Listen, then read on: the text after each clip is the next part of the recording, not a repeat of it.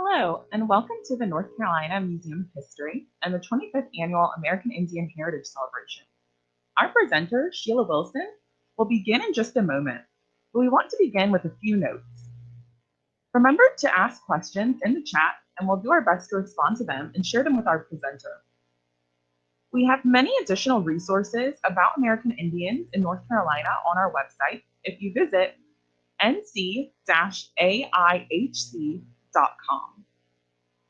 We thank the following sponsors of the North Carolina Museum of History Foundation for helping to make this event possible.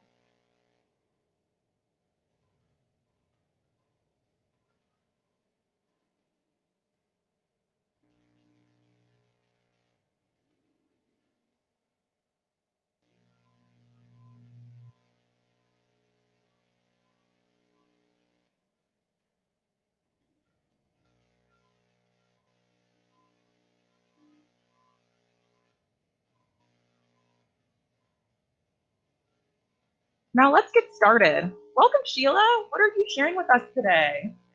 I'm sharing a Three Sisters story.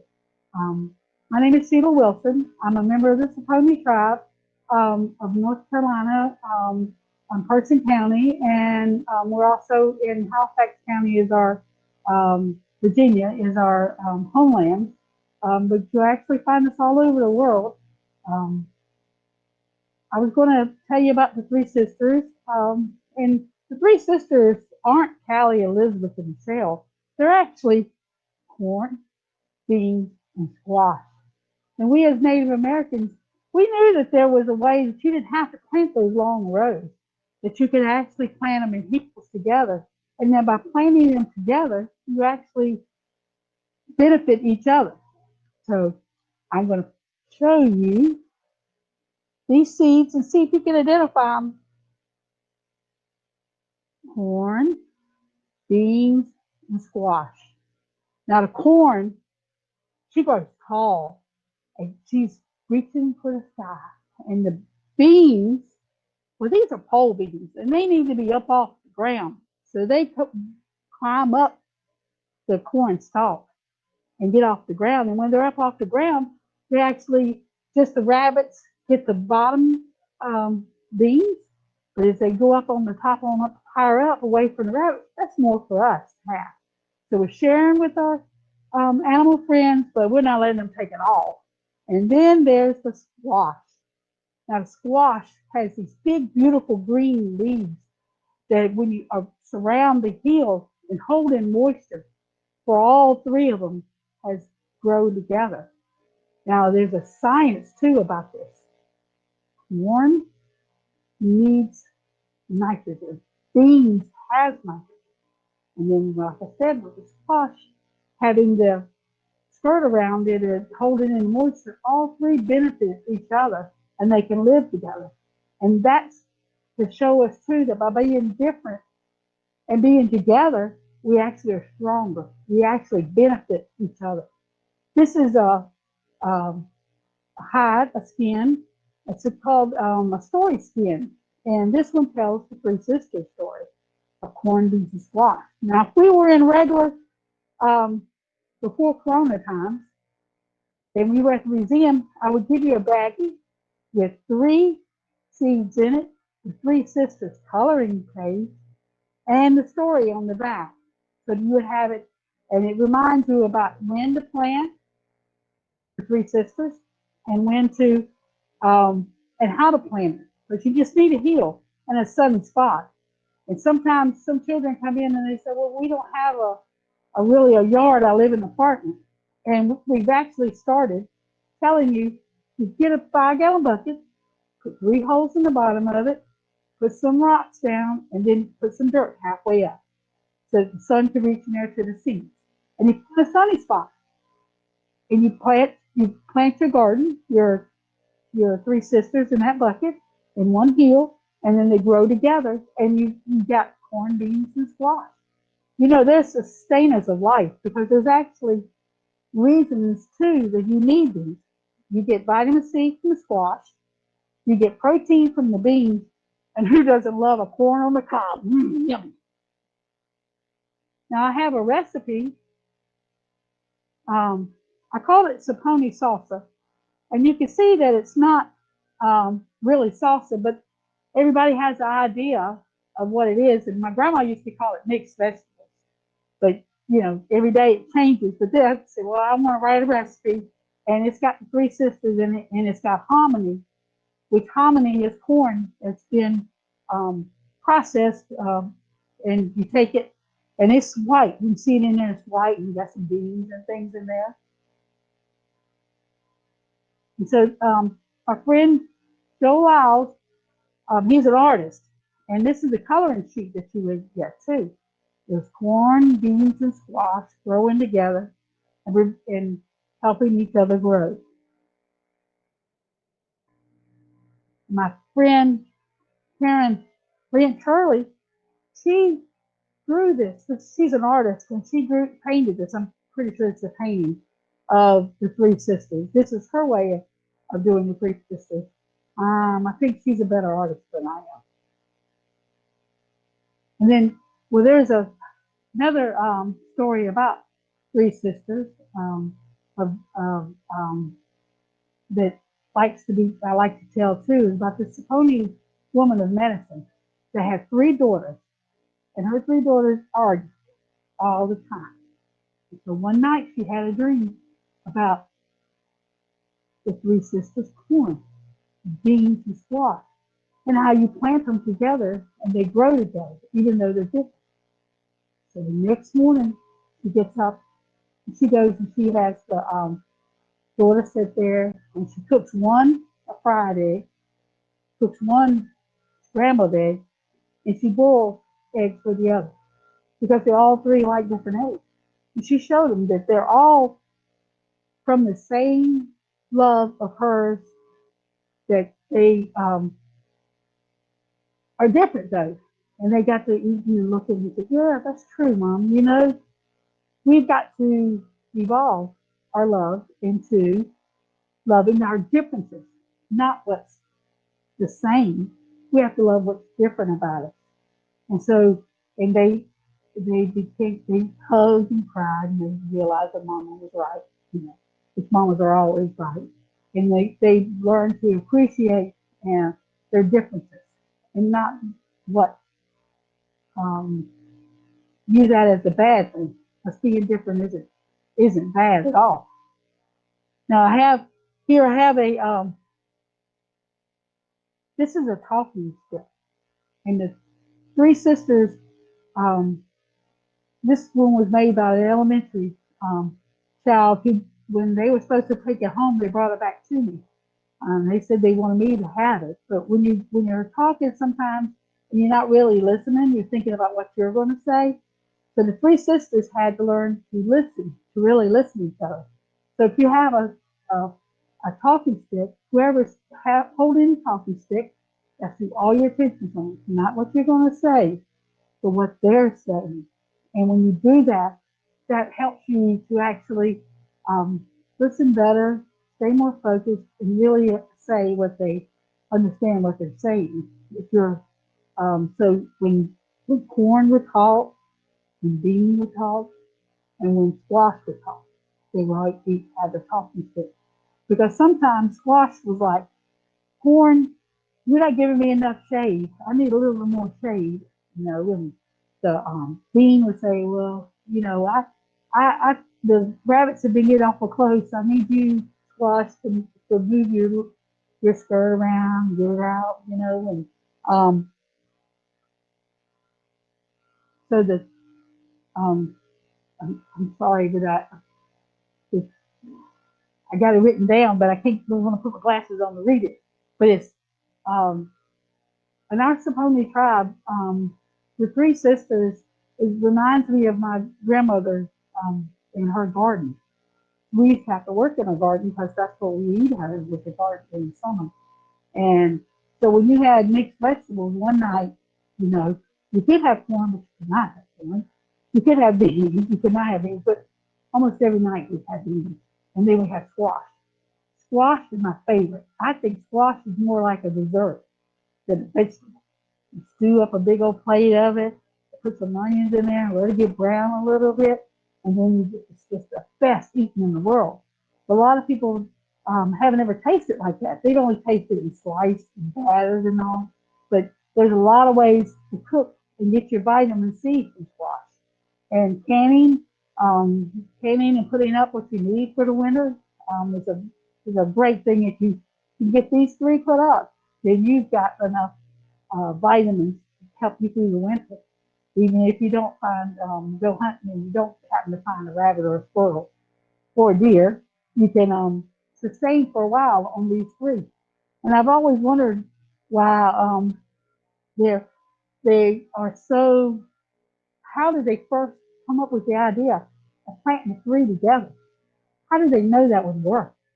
How did my people understand the science that makes these three? Because you can't plant tomatoes with corn. You can't plant squash with tomatoes because they would block out the sun that the tomatoes need. So gardening is a science in a way that and it's just like people were so smart. My ancestors knew how much they needed to put up to make everybody would have something to eat through the winter. We have Brunswick stew. I don't know if anybody knows what Brunswick stew is, but it's yummy. Oh, sorry, I got carried away just a little bit because it's in the fall time. We always make Brunswick stew. And the story is in our community that a man that provided the beef was like the wealthiest person in our American Indian community. And he had beef to put in the stew. And other people would bring their tomatoes. And some people were known for being great tomato growers, and others, the tomatoes just never did quite taste as good as others. And then chicken that was put in there, Brunswick stew, and so and they would give it away. They come together and everybody brought it together and they took it and they put it in jars and they would give it to community members. My mama was telling me about how that one time there was a feud over who was going to get beef because that was it was a symbol. And so we still cook Brunswick stew in our community. We cook it over a fire pot. We have a fire in these big black pots. And when you got a fire, you have to watch it because it's not like an ice stove. You have to watch it a little bit and pull it out, pull out some wood, and you have to constantly stir it because it'll start getting thick, it'll start sticking. And it's not good when it sticks. So we're here at the front of the fire, and the fire's getting your legs hot. You back up a little bit, and you switch off with somebody, let your legs cool down. Somebody will come by and put some more wood in there, and then get it bubbling a little bit more, pull a little wood out. Somebody who's an expert at it. We have a real great expert cooker. His name is Urquhart. And Urquhart would just look at me one time and he said, Sheila, can you really push a wheelbarrow? Because I was asking so many questions, he thought, well, she must not be too bright. But he's just an awesome person. And he would now, we have others come up, just learning to do the cooking the same way because we've got a certain taste that we like. Sheila, can I ask you? Oh, please. When traditionally would you plant corn, tomatoes, and squash? Well, you have to wait till you think it's after the last frost. But my grandma always said, because Easter Monday moves, but she said, you be in the garden, working your land Easter Monday. Now, if it's been a while since Easter Monday and you're on in close to April, you can go ahead and plant. But like now, we got these weather forecasters and all week. But I remember the Farmer's Almanac used to be a way that people could tell when the frosts were gone. But sometimes you just go ahead and plant it and then you have to replant it because you don't want to wait too late, So you would, but when the children come here to the museum, I used to have a hoe and some dirt and I'd show them how to hill up the dirt, make it. And then I said, you stick the hoe in there, you make the hill and then you put your seeds in. You put one corn, one bean, one corn, and one squash in the same field. So we have a question in the chat, Sheila. Do you grow these in your own garden? And if you do you purchase the seeds or do you repurpose seeds from crops that you've grown maybe the year before? Oh, that's great. That's a great question because there's actually, in case you want to start off with American Indian Heritage seeds, that there's a place now online that you can purchase them. And the thing is that you won't be getting the corn that grows way tall because that's a hybrid. If you go back and you get your native seeds, the corn is probably only be about this tall, and it probably only has 1 to 2 ears instead of 3 or 4 ears. But you can, and then you can start saving the seeds. But they have really great variety of flavors of corn and uses of corn. You know, some corns you actually grow to feed your livestock with. But as people, we would eat the livestock corn after, yeah, well, that's what we're growing it for. But if you wanted to make bread, cornbread with it, you would want to get the sweeter kind. So these are white shoe peg corn, and this is really, really good cornmeal. And there's several different ways that you can cook cornmeal. One young man was here one time. I said, "Now, who cooks cornbread at their house?" He shot his hand up and said, "My mama makes the best cornbread ever. She gets it from Pandora."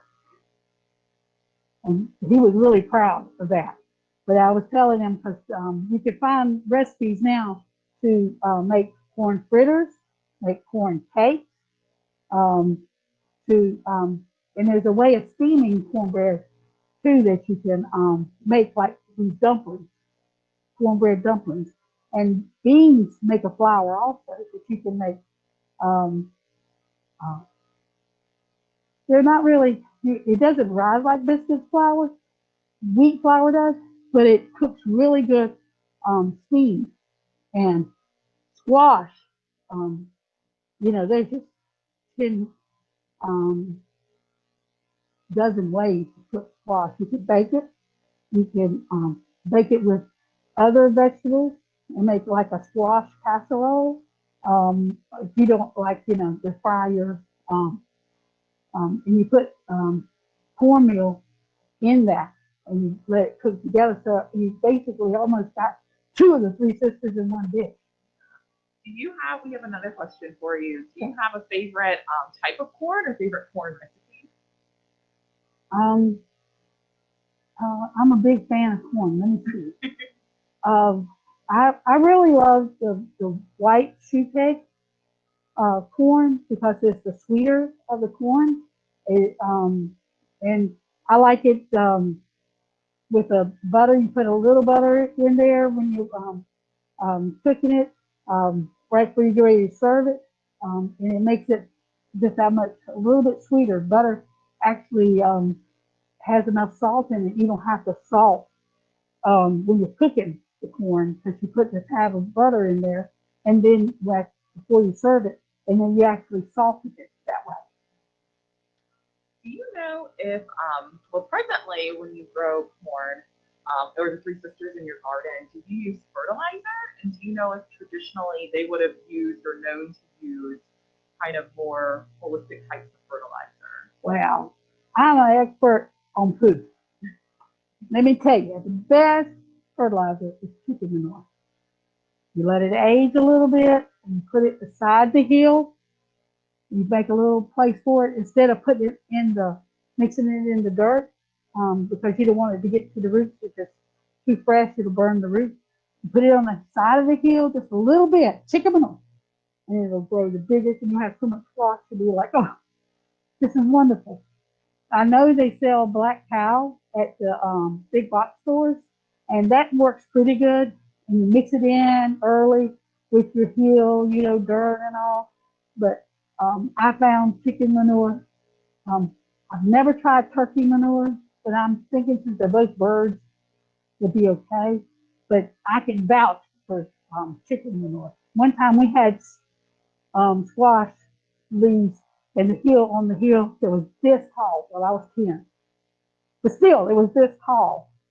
Um, the leaves were so big, and every day we had to go um, uh, pick our squash. You couldn't let it go a day since that chicken manure, and I was like, oh Lord, why did Mama find that chicken? Now, I do have a question that's switching gears just a little bit. We had a question about you being of the Sappony tribe, and we were just in the chat. They were wondering if you have another name that you are referred to by your family, or if there's anything else you'd like to share with us about the Sappony tribe. Oh, well, the Sappony tribe being on the, well, was our not a reservation, it's a community, but that's where we live. And then we were on the North Carolina side and the Virginia side. We're the only tribe that Virginia sent their children, their American Indian children, across the state line, and they paid North Carolina to send them to their school, which was good because that was our people. So North Carolina school bus would go on to the Virginia side, pick up the American Indian students and bring them back to our own school. We had our own school was called High Plains School, and it was a center of, along with the church, it was the center of our community, of our being, our way.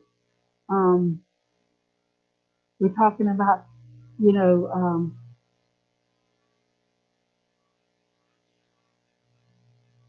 but they thought by leaving us there that they were like punishing us by isolating us, but actually that kept our bonds growing, and it kept our community growing, and it kept us together. So by not building an American Indian school in Virginia and sending us all our people and children to the same school, they actually built our bonds and made them stronger. And then in 1962, they ordered school closed. They, Person County, it was a law in North Carolina that all schools had to have a cafeteria. And Person County wasn't going to didn't want to spend the money to put a school cafeteria in their American Indian school, so they shut the school down and sent the children elsewhere. So that was one of the blows, because that separated us then. But and now we have a Sappony Heritage Youth Camp, which the youth come back. We've actually had children come from as far away as Turkey, where their father was based at, to come to our tribal school camp. And this is the most amazing week of the year, when everyone sends their children and to build bonds with the elders. The elders come and speak, and they're there in the morning. They're there all during the day. They're there at night when the children are getting ready to go into their cabins for the night. And it's just a great experience. But I have to admit that I do enjoy when we go into the cabins at night. I love to hear the children talking about where they're from and which family. Sappony, we have 7 surnames, 7 clans, and like they'll be talking and they'll say, "Oh, I got a grandmother who's at Hep," and somebody says, "Well, I got a grandmother at Morton," and then I'll say, "Y'all 2 are cousins," and then they'll say, "Well, my great grandma was a Tally, but my grandma that lives here, she's a Martin." And I said, "Yep, y'all are cousins." And so it's just really great. And we're with the campers, and then the campers become CITs, which is counselors in training. They become counselors, and now they're actually our leaders. This is, we thought we were starting to continue the tradition of coming and visiting, But now we've seen that it's gone to a whole lot more. Thank you for sharing that. You've mentioned a lot of different kind of legends about the three sisters. Were there any other ones you wanted to share with us, other than the two that you, or original ones you originally shared with us? Were there any other known stories that bring this together? Well, the thing about the three sisters is about food, but it's not just food. There's a lot of things about the three sisters that you can take and use them anywhere in life, you know, to produce this today for everyone. It's different talents, different knowledge levels, and different different experiences. And so that's the main thing I want to share about the three sisters is being different is not bad. Being different is great. That's a beautiful message. We have a message in the chat for you, actually, Sheila, and it says that she's part of your tribe, and she just wanted to tell you that you did a really great job, and it's meant a lot to hear you share about your people today. Thank you. I appreciate it. I think you told us so much Oh, about the three sisters, and this has been such a wonderful conversation. Thank you so much for being here with us today, Sheila. Well, this was my first, and I hope everybody enjoys it. And I'm proud of my Sappony Strong. I think we will go ahead and wrap up. If you want to learn more about the festival today, you can visit the you can visit North Carolina Museum of History's website and go under the American Indian Heritage Celebration Festival. Thank you so much for joining us today. There are many events to continue watching throughout the day, and just go to nc-aihc.com. Thank you, and thank you so much, Sheila, for being with us this morning. It was my honor.